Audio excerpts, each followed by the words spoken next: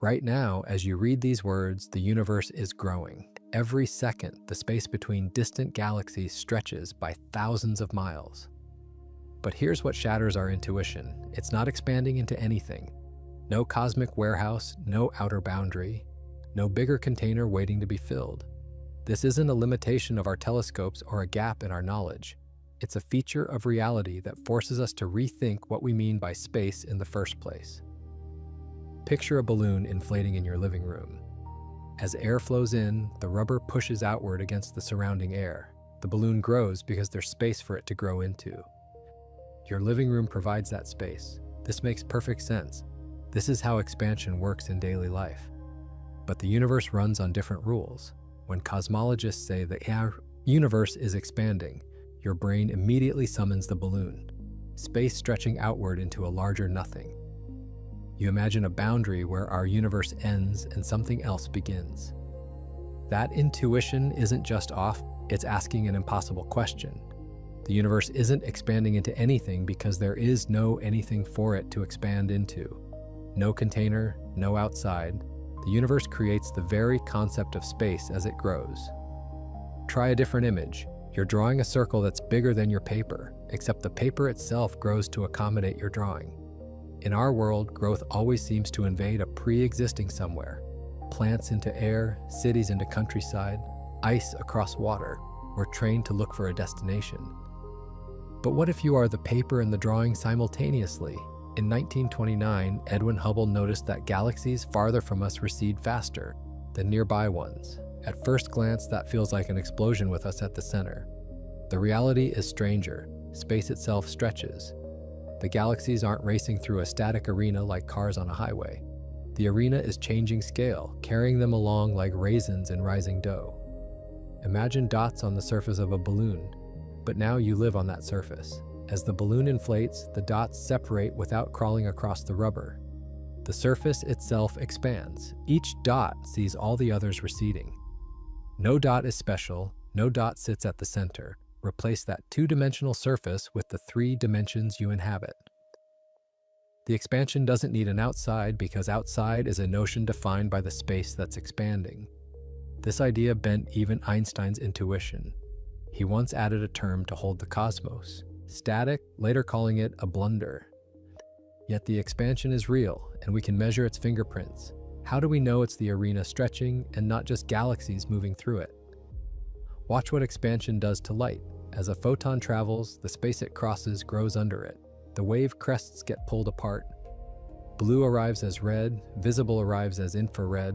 Wavelengths lengthen with the universe's scale. That stretching, cosmological redshift is not a metaphor, it's data. And it tells us the key truth that makes the paradox dissolve. The universe doesn't expand into anything. It expands by changing the ruler that measures distance everywhere at once. When the ruler changes, every separation grows, and no edge is required. Tonight, if you step outside, try swapping the balloon in a room for a grid with no boundary, silently enlarging.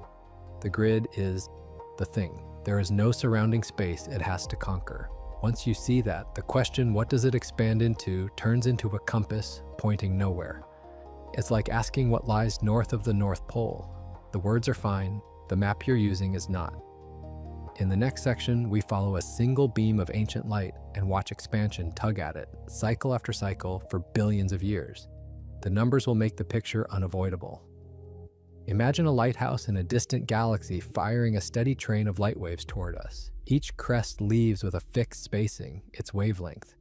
If the universe were static, those crests would arrive with the same spacing, like a metronome that never drifts. But our universe doesn't hold still. While the photon is in flight, the walkway beneath it lengthens. The distance between crests stretches because the fabric those crests traverse is stretching. By the time the light reaches our telescopes, its color has shifted redward. That shift is not a Doppler siren from motion through space. It's the footprint of space-changing scale. You can quantify this. Astronomers define redshift, Z, as how much the wavelength has been stretched. Observed equals original times 1 plus Z. If Z equals 1, the wavelength doubled. If Z equals 10, the wavelength is 11 times longer than when it left. We measure Z by reading the barcodes in starlight, thin, dark, and bright lines created by specific atoms. Those lines always appear at known lab wavelengths. When we find them shifted toward red, we know precisely how much the universe's scale has changed during the light's journey. This is more than pretty theory. Type Ia supernovae explode with near uniform peak brightness, letting us map distance from apparent dimness, while redshift tells us how much stretching happened on the way. Plot brightness against redshift, and you get a history book of expansion. That book contained a surprise in 1998. Distant supernovae were dimmer than expected. Space had expanded more during their light's travel than a decelerating universe would allow. Expansion was speeding up. Something in the vacuum, what we now call dark energy, was pushing the metric apart. But even before that discovery, redshift alone had already overturned the explosion from a center picture. If galaxies were simply flying through space, you'd expect a messier pattern. Instead, we see a clean relation. The farther the galaxy, the larger the redshift. Not because it started with a bigger shove, but because its light spent longer on an expanding road. Each crest got stretched by more cumulative growth. The pattern doesn't need a center. Any observer, anywhere, would find the same law. There's an everyday way to feel this. Picture walking an airport moving walkway that's quietly accelerating under you. Your steps are uniform, but the floor lengthens between footfalls. If you track step-to-step distance at the beginning versus near the end, you'll record a drift you didn't cause. The walkway did. In the cosmos, we detect that drift with spectra instead of shoe prints. When we line up sources at different redshifts, we also line up different eras. A galaxy at Z equals 2 comes from a universe 1/3 its present size. Z equals 10 from a universe roughly 1/11 as large. We aren't just looking far, we're looking back at smaller rulers. The same photon that began as fierce ultraviolet can arrive as infrared heat after billions of years of scale growth. This is the first hard, testable lesson of expansion. Light is the messenger, and it never lies about what space did underneath it. The universe's story is written in stretched waves. Read them carefully, and the paradox dissolves. It isn't going anywhere, it's changing everywhere. Walk outside on a clear night, and it feels like you're looking at everything. One giant dome of stars that must be the universe. But you're staring from the inside of a bubble. That bubble is not made of glass or dust or force fields, it's made of time. Light travels at a finite speed, and the universe has a finite age. Put those two together, and there's a maximum distance from which light has had time to reach you since the beginning. The age we infer from multiple, independent measurements is about 13.8 billion years. You might guess then that the horizon sits 13.8 billion light years away. Expansion says otherwise. While ancient light was en route, space kept growing beneath it. So the places that sent that light are now much farther than the naive time-speed number suggests. Today, the radius of the observable universe is about 46 billion light years. That's the size of our bubble, everything from which light has had time to arrive, given a changing ruler beneath it. Beyond that horizon, there is almost certainly more universe, likely a lot more. But we cannot see it, not because it's dim or hidden, but because its earliest messages haven't had time to get here. We live with a fog made of time. Delay. Look at the Andromeda galaxy and you peer 2.5 million years into the past. Look at the most distant known galaxies and you're looking more than 13 billion years back, when the first stars were only beginning to light up the cosmic dark. There's a sharper edge inside that horizon, the surface of last scattering, the moment roughly 380,000 years after the Big Bang, when the universe cooled enough for electrons and protons to combine into neutral atoms. Before that, space was a thick plasma that scattered light like a glowing fog. Photons couldn't travel far without getting bounced. When the fog cleared, the first long-haul photons set out. Some of them arrive at Earth today as the cosmic microwave background. That relic light is our earliest possible snapshot. We cannot see further back with light because earlier space was opaque. This horizon isn't static. With each passing second, a slightly older slab of the universe's past reaches us, and our observable bubble grows by 1 light second, adjusted by the fact that space is still expanding while those photons finish their trip. The boundary is a moving target we never quite catch. It's also deeply personal. Every observer in every galaxy lives at the center of their own observable sphere, not because they are special, but because the center simply means here, now. This is where the expanding into what question quietly fades. The bubble's edge is not a wall in space, it's a limit in time. Outside our bubble, the universe can be as rich and busy as inside. We just haven't had time to learn about it. When you imagine an edge you could fly to and touch, you're mixing up two different kinds of boundaries. Rocket engines won't help with a time horizon, only patience would. If the universe weren't stretching the road as you wait, knowing we live in a horizon changes how we think about evidence. It draws a sharp line between what can be measured and what can only be modeled. Inside the line, we can test our ideas. Outside it, we can only infer. That humility is a strength, not a weakness. The bubble doesn't make the universe small, it makes our methods honest. Turn an old television to static, and a tiny fraction of that hiss is energy from the infant universe. Not metaphorically, the cosmic microwave background is real radiation arriving from every direction, the cooled remnant of the moment the fog lifted and light could finally travel. It's the oldest light we can see, and it carries a detailed record of what space was like when it was about 1,000 times smaller than today. When that light went free, the universe's temperature hovered around 3,000 degrees Kelvin, orange-white hot, like a star's photosphere. Over billions of years, expansion stretched its wavelengths from visible and infrared down into the microwave band, cooling it to about 2.7 degrees above absolute zero. That cooling isn't the light getting tired, it's the metric growing. Every crest and trough was pulled apart by the same scale factor that stretched galaxies away from one another. When satellites like COBE, WMAP, and Planck mapped the microwave background, they found something astonishing. The glow is almost perfectly uniform, smooth to a few parts in 100,000, peppered with tiny temperature ripples. Those ripples are not random noise. They are frozen imprints of sound waves that rang through the hot plasma of the early cosmos. Where the plasma was slightly denser, gravity squeezed, pressure pushed back, oscillations formed. When the universe became transparent, the pattern of those waves was snapshotted into the light that's now washing through your room. Decode that pattern, and you learn the universe's composition and shape. The positions and heights of the acoustic peaks in the CMB's power spectrum tell us the geometry is very close to flat. That ordinary matter makes up only a small fraction of the whole, and that most of the gravitational mass is some non-luminous dark matter. They also tell us there's a uniform energy in the vacuum, dark energy, that now drives accelerated expansion. All of that is read from ripples in a sky temperature map. Just as important is what the pattern lacks. If the universe had a preferred center or a nearby edge, if it were drastically curved on observable scales, or if space had tangled topologies that forced light to wrap around and repeat, we'd expect repeating circles or obvious anisotropies in the microwave background. We don't see them. The sky looks statistically the same in every direction, consistent with a universe that is homogeneous and isotropic on the largest scales we can test. That doesn't prove infinity. It says that within our horizon, space has no built-in special places. The CMB isn't only a photo, it's a clock. Its spectrum is a near-perfect blackbody. Its temperature tells us how much the universe has cooled.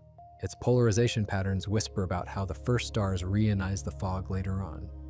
Even the slight lensing of the CMB by intervening matter lets us map how structures grew as expansion tugged them apart and gravity gathered them back together.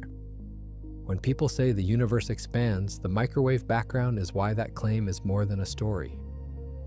It is a measurement across the whole sky in every direction, tied to a simple thermal curve that only makes sense if wavelengths were stretched as the metric grew. You're not believing in expansion, you're reading it in fossil light that never stopped traveling. And here's the twist that sets up what comes next. The very smoothness of the CMB raises a puzzle. Regions on opposite sides of the sky look nearly identical, even though there wasn't enough time for light to cross between them before the fog lifted. How did they coordinate their temperatures so precisely without causal contact? The answer points to a brief, violent chapter that occurred even earlier than this light. An episode that changed the scale of the universe more in a blink than the rest of history has managed since. The early universe presents a riddle. Opposite sides of the sky match in temperature to 1 part in 100,000. Even though under simple expansion, those regions could not have communicated before the cosmos became transparent. That's the horizon problem. There's another. The geometry of space is astonishingly close to flat. Any slight early curvature should have grown into something obvious by now, but we don't see it. That's the flatness problem. A third puzzle lurks in the background. Where did the tiny initial ripples come from that later grew into galaxies? A single idea addresses all three. Inflation proposes that a sliver of a second after the beginning, space underwent a burst of exponential growth. Doubling at a staggering rate, driven by a high-energy field stuck in a temporary state. This isn't a firecracker launching matter outward, it's the yardstick changing length faster than light could cross even tiny regions. Distances that were once small enough to share a temperature got blown up beyond each other's horizons. That makes their match unsurprising. The smooth gets ironed flat. Any initial curvature is smeared away until, on our scales, it's indistinguishable from zero. And the tiny quantum jitters of the inflationary field get stretched up from subatomic scales to cosmic ones, seeding the density ripples we now map in the microwave background and the distribution of galaxies. This sounds speculative, but it leaves testable fingerprints. Inflation predicts the pattern of those microwave ripples. Should be nearly scale invariant, similar levels of clumpiness across many sizes, with slight tilts we can measure. That's what Planck finds. Inflation suggests space should appear flat within our horizon. It does, to within tight limits. Inflation implies a specific, random-looking texture rather than sharp edges or repeats. That's what we see. Some inflation models also predict a faint background of primordial gravitational waves that would twist the CMB's polarization in a distinctive way. We haven't nailed that signal yet, but experiments keep pushing. Inflation also reframes the expansion versus outside question. In an inflating phase, asking what the growth is inside of misses the point more than ever. The field's energy density acts like a temporary vacuum pressure that makes the scale factor explode in value. There is no boundary being pushed back. There is only a ruler that, for a brief epoch, lengthened everywhere faster than anything could respond. When inflation ends, the field's stored energy dumps into ordinary particles in a reheating event, and the universe continues expanding and cooling in the more familiar way. But the initial conditions are no longer arbitrary. The smoothness has a cause, the flatness has a cause, the seeds for structure have a cause. Those causes are rooted in a change in the metric, not a motion through a container. Inflation might not be the final word, and its microphysics are under active study. But as a chapter in the story of expansion, it turns a string of coincidences into a single, testable mechanism. It also opens a door to even stranger possibilities because some versions of inflation don't end everywhere at once. They end in patches, like frost forming on a window, while other regions keep inflating. That picture leads to a multiverse, not a pop culture wish machine, but a natural byproduct of how fields can behave in quantum settings.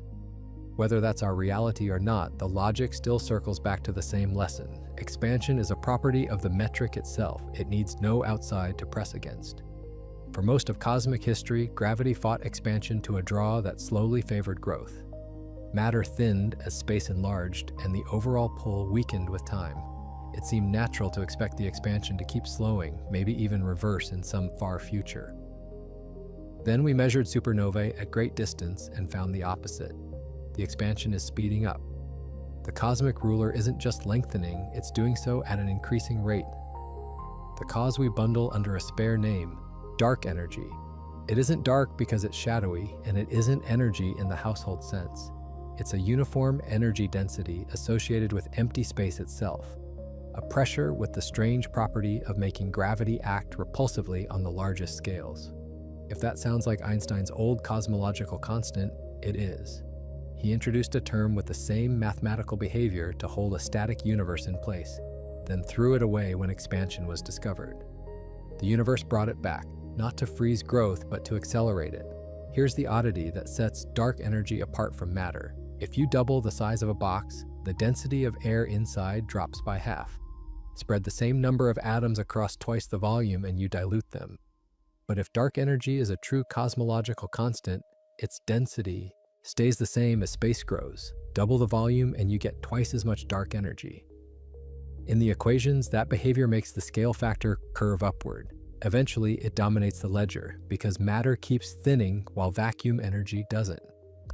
Observations of the cosmic microwave background, galaxy clustering, and supernovae all point to a simple budget today. About 5% ordinary matter, about 27% dark matter, and the rest, about 68% dark energy. If it remains constant, the future is a slow fade into a cold, empty state. Structures bound by gravity, galaxies and clusters, stay together. But unbound galaxies cross our horizon and wink away, not by exploding, but by receding so fast that their light can never catch up.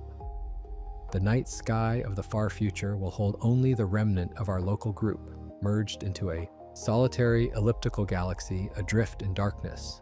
The cosmic microwave background will redshift into wavelengths impossibly long to detect. The evidence we enjoy today will slip out of reach. There are stranger possibilities. If dark energy isn't a constant, but a dynamic field that grows stronger with time, acceleration could ramp up until it tears apart galaxies, solar systems, molecules, even nuclei, a scenario called the Big Rip. If instead it weakens or becomes negative, gravity could retake the lane and halt the expansion, even reverse it. Present data favor the constant case, but the door isn't locked. Either way, the lesson for our core question doesn't change. The acceleration is not a shove from outside, it's a property of the vacuum inside, a term in the equations that tells the ruler how fast to grow. Dark energy also clarifies what critical density means. There's a particular energy density that separates universes that recollapse from those that expand forever. We measure a total very close to that value once we include dark energy's contribution to the geometry. That near balance isn't an accident in modern models. Inflation naturally flattens space toward the critical case. Again, metric-first thinking cleans up the paradox. Expansion is not a thing moving, it's a relationship changing. Ask what the universe is expanding into, and you've already pictured a shape with an outside, like a growing sphere in a room. Geometry gives you a way out of that trap. In general relativity, space can be flat, like a tabletop, positively curved like a sphere's surface, or negatively curved like a saddle. Locally, all three can look the same to small creatures. Globally, they behave differently.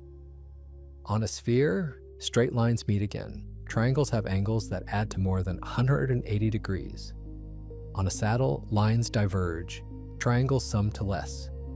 Measurements of the microwave background and galaxy surveys show that within our horizon, space is very close to flat. But flat doesn't necessarily mean infinite, and it doesn't imply an outside even if it were finite. You can take a flat sheet of paper and identify its opposite edges so that moving off one side brings you back on the other. That wrapping turns a flat geometry into a finite topology without needing a surrounding room. In 3 dimensions, there are analogous wraparound spaces, compact but edgeless. Fly straight long enough and you'd return to your starting point without ever crossing a border. No edge, no beyond. Just a geometry that closes on itself. If our space were small and wrapped that way on scales comparable to our horizon, we might see matching circles in the microwave background where light has taken different wraparound routes to reach us, or repeated patterns of distant structures. Astronomers have searched for those signatures and found none so far. The simplest reading is that if space wraps, it does so on scales far larger than we can see. The sky looks statistically uniform in every direction, which is what you expect if there's no special edge lurking nearby. Even in an infinite flat case, the into what question misfires. Infinity doesn't need a container. Think of an endless grid. You can double the spacing between grid lines everywhere and still have no boundary. Distances grow, no outside appears. Expansion is the change in spacing, not the grid drifting through a bigger room. Curvature also changes how you imagine time. Space and time are woven together. You don't stretch one without touching the other. In the early universe, when the scale factor was small, clocks ticked in a denser, hotter environment. As the ruler lengthens, not only do distances change, the way different observers slice now across the cosmos changes too. There is no universal present that everyone shares. When you ask what the universe is doing right now, you've smuggled in a global clock that relativity doesn't give you. That's a clue that some everyday questions aren't wrong so much as undefined.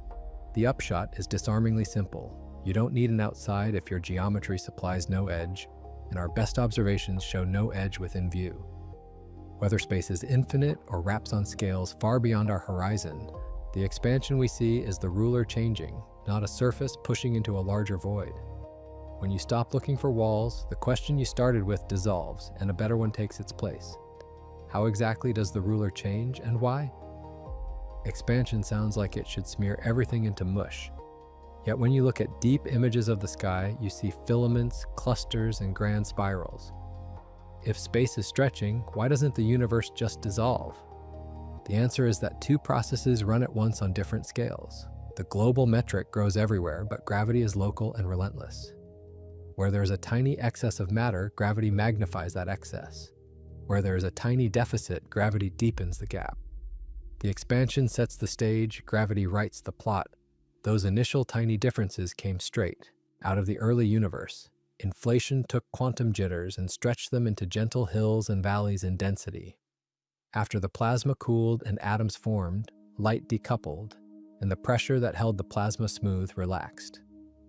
Gravity took over. Regions slightly denser than average pulled in more matter and grew denser still. Regions slightly thinner gave up material and grew emptier. That feedback builds the cosmic web, sheets, filaments, and nodes threaded across billions of light years, with vast voids in between. This isn't a tug of war that expansion always wins. Think of it as a speed comparison. Expansion carries unbound regions apart at a rate set by the scale factor's growth. Gravity gathers bound regions together at a rate set by their own mass and size. If a clump becomes dense enough that its self-gravity beats the local stretch, it peels off from the flow. Galaxies condense inside dark matter halos. Clusters condense from collections of halos. Inside those, stars form as gas cools and collapses within clouds where electromagnetic forces and chemistry take the baton from gravity. That's why the space between clusters behaves one way and the space inside a galaxy behaves another. Expansion tries to pull at everything, but inside gravitationally bound systems, the forces that hold things together are stronger than the gentle global drift. The Milky Way doesn't swell with the Hubble flow. Your body doesn't elongate with the cosmic scale factor. The atoms in your screen don't notice any of it. Local bonds beat global stretch by an absurd margin in everyday life. Over long times, though, the balance shifts. As dark energy drives acceleration, unbound regions grow farther apart faster. Fewer, new clusters will form. Existing clusters will keep their members, but their neighbors will drift beyond reliable contact. The web's largest threads go taut and thin. Meanwhile, inside the islands that remain, the story runs on for a very long time. Stars burn, die, and recycle material into new stars until fuel runs out. Expansion and gravity coexist because they work on different scales with different rules. The metric grows, within it, pockets resist. Both facts are true at once, and none of this needs an outside. The growth that spreads the web and the pull that knots it happen in the same self-contained fabric. The universe expands by changing scale, and within that changing scale, structure thrives as long as gravity has matter to gather. Knowing the universe expands is one thing, putting numbers on it is another. You can't stretch a tape measure across 1 billion light years, so astronomers build a ladder, each rung calibrating the next, until the units reach the depths where expansion writes its signature. The point isn't to pile up complexity, it's to make sure every step rests on something you can test. The bottom rung is geometry you can see from your backyard. As Earth orbits the Sun, nearby stars trace tiny ellipses against the distant background. That shift is parallax, and it gives you direct distances to stars within hundreds or thousands of light years. With those distances in hand, you can look for stars whose intrinsic brightness links to something you can measure easily. Cepheid variable stars fit the bill. Their pulsation period tells you their absolute luminosity. Compare that true brightness to how bright they look, and you get their distance, now out to neighboring galaxies. Next come standard candles that burn far brighter and can be seen across billions of light years.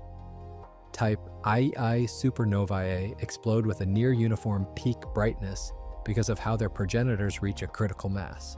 Calibrate them with Cepheids in the galaxies where both appear, and you've built a bridge from nearby space to the deep universe. With supernova distances, you can now plot how far a galaxy is against how stretched its light is. That plot is where acceleration showed itself. Candles aren't the only trick. There are standard rulers too. The early universe's sound waves left a preferred scale in the distribution of galaxies today: baryon acoustic oscillations. Measure that built-in yardstick across different redshifts, and you get snapshots of the scale factor at different times. There's also gravitational lensing, in which massive structures bend light and reveal their mass directly, tying growth of structure to the expansion history. Every rung comes with uncertainties and biases that teams spend years beating down. Dust reddens light. Supernovae aren't perfectly identical. Cepheids live in environments that can tweak their behavior. That's why multiple independent methods matter. When they converge, confidence rises. When they disagree, you learn something new about errors or about physics. All those measurements feed into a single curve, the scale factor as a function of time. Fit that curve and you can ask precise questions. How much matter is there? How flat is space? How strong is dark energy, and does it change? The latter doesn't answer into what, because the question still doesn't apply. What it does is turn the hand-waving into numbers, and the numbers into a story you can test again tomorrow. Plot distance against redshift for many galaxies, and you find a straight line near home. Farther means faster receding. That relation is Hubble's law, and the slope of that line today is the Hubble constant. It tells you how fast space expands per unit distance right now. Simple in concept, hard in practice. Different ways of measuring that slope give numbers that don't quite agree. That mismatch is the Hubble tension. One path measures the local universe. Build the ladder. Parallax to Cepheids to supernovae to far galaxies. Fit the line near the present. You get a number that hovers in the low 70s when expressed in the usual units. The other path looks not at nearby candles, but at ancient ripples. The microwave background's detailed pattern depends on the entire expansion history from the early universe to today. Fit a model to that and evolve it forward. That approach gives a number in the high 60s. The gap is only a few percent, but the error bars have shrunk enough that it's not easily waved away. Either there are subtle systematics lurking in one or both methods, or the model that links early and late times is missing a piece. Hidden biases can do a lot of damage. Perhaps supernovae evolve slightly with environment. Perhaps Cepheid calibrations hide metallicity effects. Perhaps parallax baselines carry tiny system errors. Teams keep cross-checking and refining to make sure the rungs are sound. If the rungs hold and the numbers still disagree, the simplest model of the universe may need an adjustment. Maybe there was a brief pulse of extra energy density in the early universe, such as an additional light particle species or an episode that tweaked the sound horizon. Maybe dark energy isn't perfectly constant and changes in a way that reconciles early and late measures. Maybe gravity itself needs a tiny correction on cosmological scales. None of these options are adopted lightly. Each has consequences that show up in other data, and those cross-checks are unforgiving. The tension doesn't change the core lesson of expansion. It sharpens it. The universe isn't coy about stretching. Light tells you so. The tension lives in the fine print about exactly how fast the ruler grew at different times. Working out that detail isn't just bookkeeping. It is how science turns a broad picture into a precise one. When good numbers don't match, the right response isn't to pick a favorite. It's to ask better questions and build better measurements until the story clicks into a single, coherent curve. If space keeps making more room, where does the energy come from?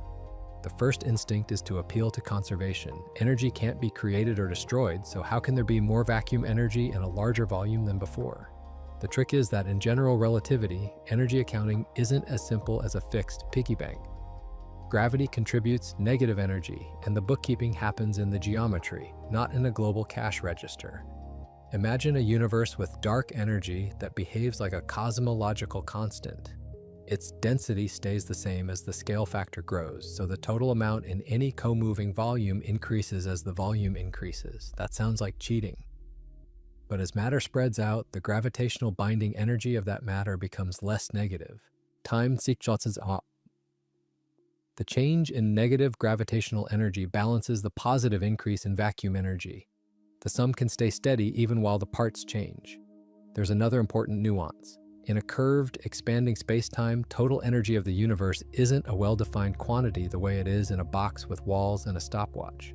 No one can point to a single number and watch it tick with time for the whole cosmos.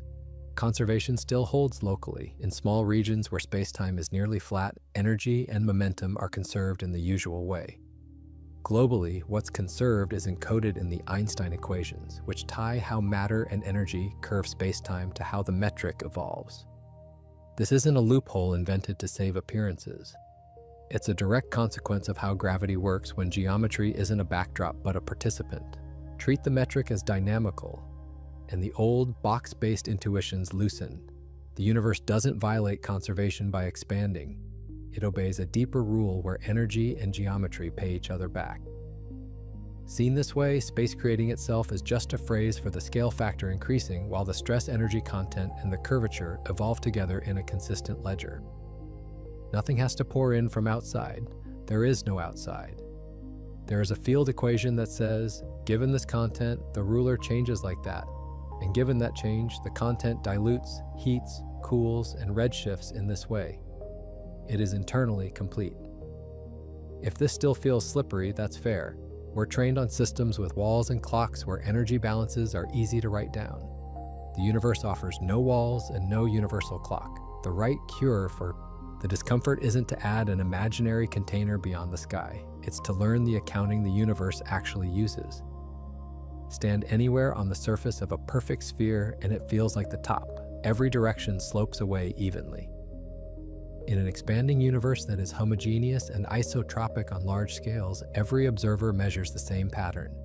Galaxies recede, and the recession speed grows with distance.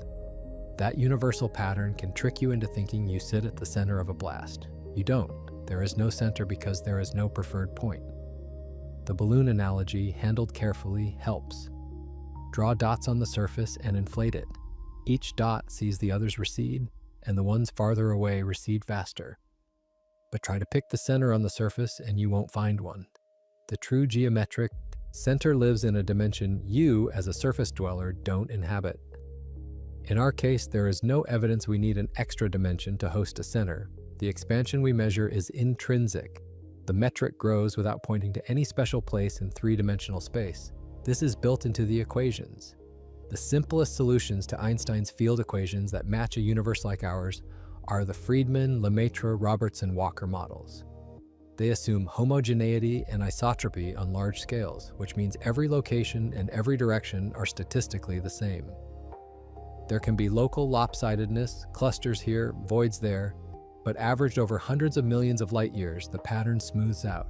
That's exactly what galaxy surveys and the microwave background maps reveal. The centerless nature of expansion has practical consequences. Every galaxy lives at the center of its own observable sphere. Every sphere is finite because time is finite, not because space ends. Ask where did the Big Bang happen, and the best answer is everywhere. At early times, the scale factor was small everywhere, and the temperature was high everywhere. What later became the patch of space you now occupy was once hot and dense, just like every other moving patch. There was no single point you could mark as the origin and fly to. Losing the need for a center also dissolves a common worry.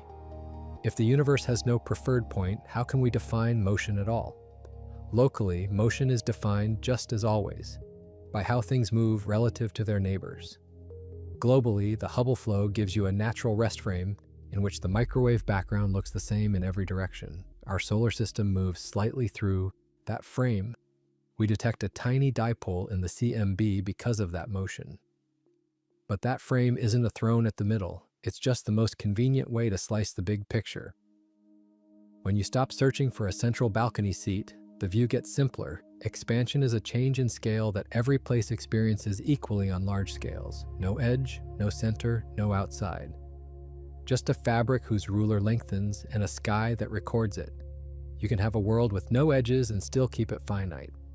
Wrap the left edge of a square to the right and the top to the bottom, and you've made a torus, a donut surface. Walk straight long enough and you eventually return to your starting point without ever stepping over a border. Locally, it feels flat. Globally, it closes on itself. No outside is required. Extend that idea to 3 dimensions and you get a variety of possible wraparound spaces. The geometry can remain nearly flat while the topology loops.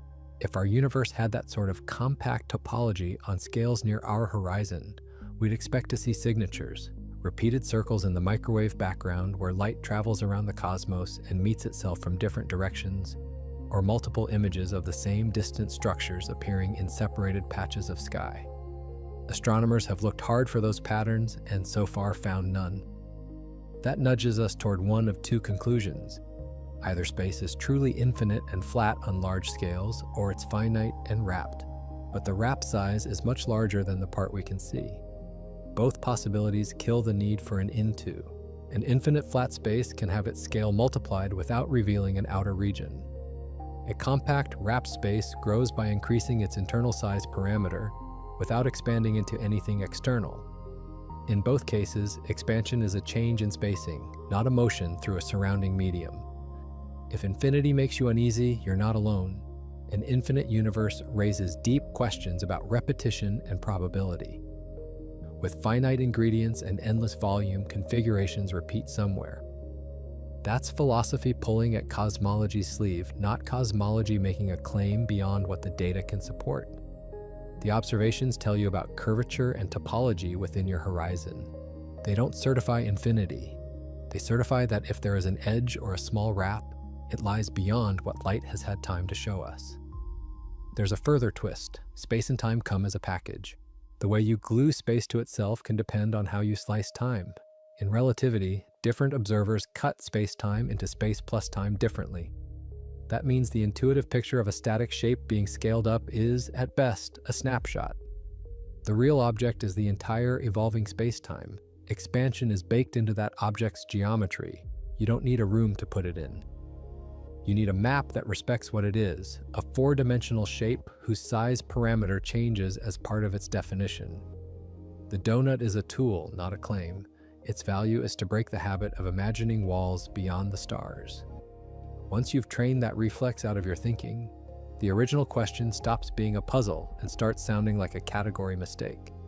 Space can grow because growth means multiply the internal distances, not push into somewhere else.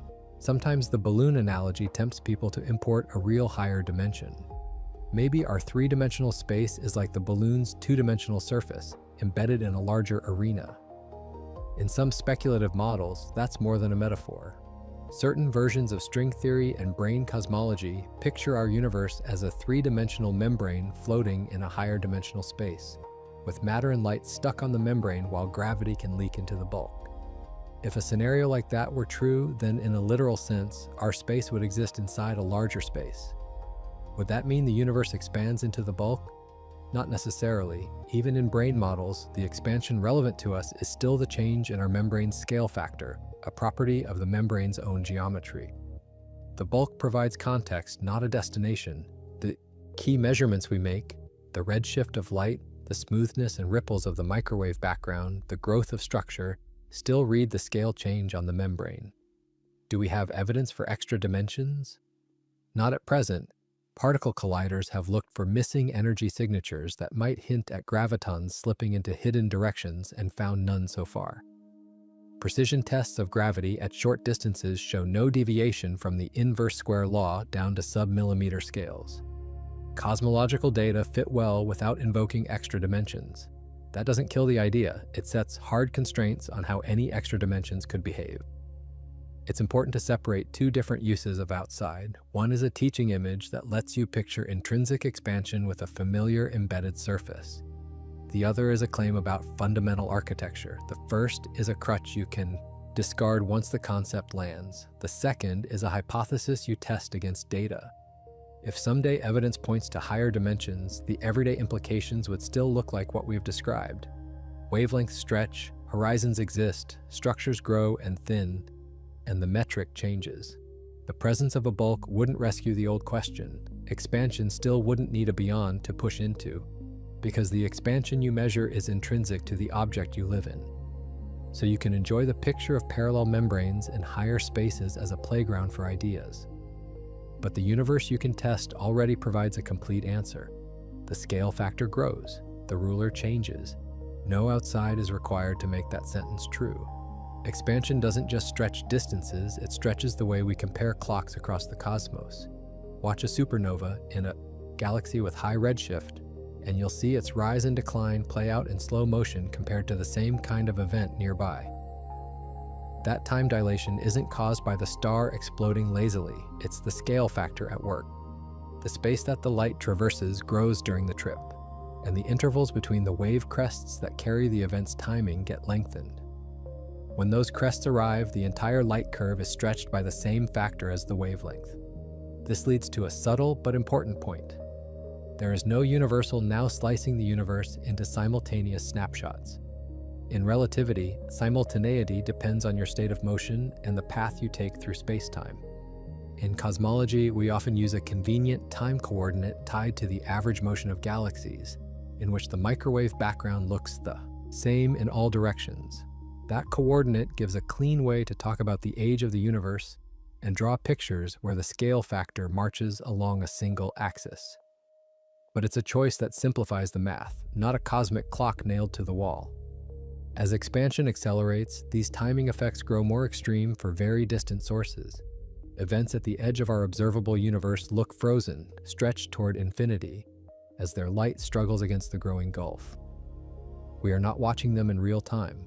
We are watching them as they were when the scale factor was tiny and the ruler short. This has consequences for how we imagine the past and future. When you look out, you look back. The farther you look, the younger the universe you see. That means your mental picture of the universe at once doesn't exist the way a map in a textbook does. Replace the flat diagram with a film strip that mixes frames from different eras, each distorted by the growth that happened during the light's travel. The stretching of time also softens the urge to ask what the universe is doing right now everywhere. That question asks for a global slice that nature doesn't privilege. The better questions follow the data's own structure. What did this galaxy do when the scale factor was half today's value? How does the pattern of stretched light from that era fit the story we read in the microwave background? If your questions match the way information arrives, your answers stay anchored. When you accept that time and distance stretched together, the expansion stops being a trick and starts being a tool. You can read ages, speeds, and scales directly from the light curves and spectra of things that happened long ago. The ruler isn't just moving, it's labeled, and the labels are legible. Given what we see today, where's the expansion likely headed? If dark energy is a cosmological constant, acceleration continues forever. Structures that are already bound, galaxies, clusters, remain intact, but unbound neighbors drift beyond each other's horizons. Star formation dwindles as fresh gas is used up or heated. The bright era gives way to a long twilight in which new stars are rare and old stars fade. Over far longer spans, only remnants remain: white dwarfs, neutron stars, and black holes. Those too have clocks. Black holes evaporate through Hawking radiation on timescales so long they make the current age of the universe look like a blink. Eventually, even they go dark. What's left is dilute radiation, and lone particles spread thin across an ever larger volume. That is heat death. No temperature differences to drive processes, no gradients to extract work, no new complexity born from gravity's tug. That is the quiet ending. A louder one is possible if dark energy strengthens with time. In that case, the acceleration grows so fierce that it overcomes not just the feeble pull across clusters, but the gravity inside galaxies, then the binding of solar systems, then the forces that hold molecules together, and finally the forces that hold nuclei together. The timeline accelerates toward a singular end called the Big Rip, in which the very notion of a distance breaks down. Current data don't demand this outcome, but they can't eliminate every version of it. It remains a warning label on the bottle. If the vacuum's pressure changes the wrong way, the story ends with a snap instead of a sigh. There's a third class of endings if dark energy fades or reverses sign. Expansion could slow, stop, and reverse, heading toward a big crunch. Some models even cycle, with bounces that lead to new expansions after contractions. Evidence today favors ongoing acceleration, not reversal, but the only honest stance is conditional. We infer the future from the past and present, and we keep measuring. What endures across all these scenarios is the logic that got us here. The future doesn't need an outside to host it. If the expansion goes on forever, the metric will keep growing and horizons will keep shrinking what any one observer can see. If a rip arrives, the metric will blow up in finite time. If a crunch awaits, the metric will head back down. In every case, the question into what adds nothing. The ruler changes, the film runs. The ending depends on the parameters, not on a container. There is one more kind of endurance that matters. Meaning doesn't require permanence. The universe does not promise to keep the evidence available forever. It offered it to us now. We read it. We built a story that fits the light. That by itself is a rare alignment. By now, the phrase should feel different in your mouth. The universe isn't expanding into nothing because into presumes a place to go. Expansion is not motion across a larger room. It is the room changing scale. The distances between unbound things grow because the metric grows. Light remembers that change. By arriving stretched, horizons exist because time is finite, not because walls stand at the edge of space. Gravity builds islands that ignore the tide. Dark energy bends the curve of the future without pushing from outside. This shift in language isn't pedantry. It is the difference between a bad question and a useful one. Ask what the universe expands into and you'll chase a ghost. Ask how and why the scale factor changes and you'll climb a ladder of measurements that starts with the parallax of nearby stars and ends with ripples in ancient light. Along the way, you'll meet a handful of big ideas that hold up under pressure. Space can be flat, curved, or wrapped without needing a beyond. Smoothness on the largest scales coexists with fractal-like structure on smaller ones. Time does not slice neatly across all of space. Energy accounting in a dynamical geometry looks alien at first and then becomes second nature. None of this demands comfort, it asks for clarity. The universe is under no obligation to mirror our household intuitions. In daily life, growth needs an outside. In cosmology, growth means multiply the internal distances and redraw the map with a larger scale bar. That's why the balloon is a teaching prop and not a claim about higher rooms. Use it, then discard it. There's also a human thread running through the math. Every time you look up, you're seeing a limited film reel cut by the speed of light and the age of the cosmos. Beyond your horizon, the story goes on. You don't need to know how it all ends to know what the light says now. It says the metric grew. It says the early universe was smooth with tiny ripples. It says vacuum has a pressure that leans the future toward emptiness. It says gravity can make islands in a rising tide. If you want a sentence to carry out of this series, take this one. The universe expands by becoming more universe, not by entering a space that was waiting for it, but by changing the size of the space that already is. That is a precise statement with measurements behind it. If it feels like philosophy, that's only because our language took time to catch up to our instruments. Now it's your turn to teach the idea forward. Try explaining it without the word into. Try using light stretched color as your anchor. Try telling someone that their center is as good as any center because there are no special seats. If the paradox doesn't vanish, it at least loses the power to stall you, and that's enough.